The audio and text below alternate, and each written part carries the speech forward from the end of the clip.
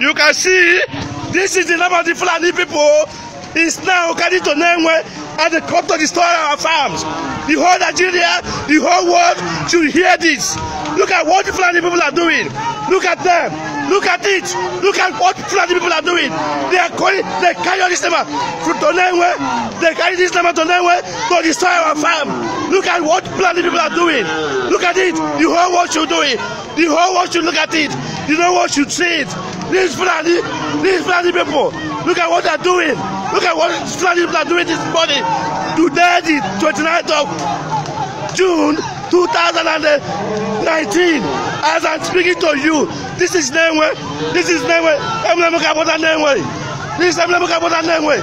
Can you see it? Can you see the river? Can you see it? Yes. This is Bishop Angola. We are sending Fulani out of this very place. Fulani should go. Fulani should go. Fulani should go. Fulani should go. This is the youth of Angola. Yes, let's go. The youth of Angola, they should go. Let's go. Let's go. Let's go. This is the youth of Angola. Yes.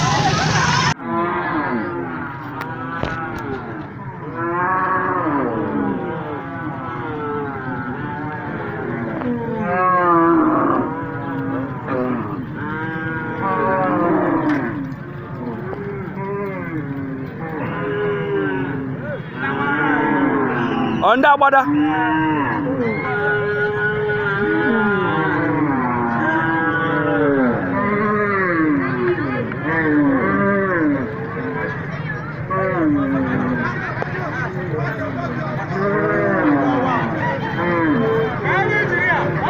Nah, I like him even name. Yeah.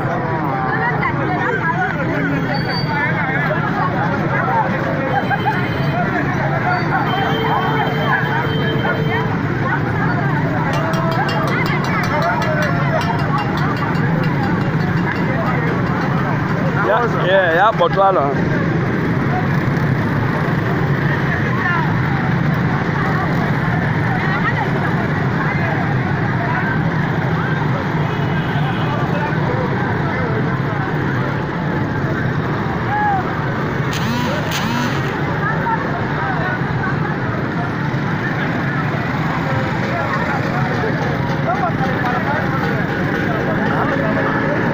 Hello, live Akaria.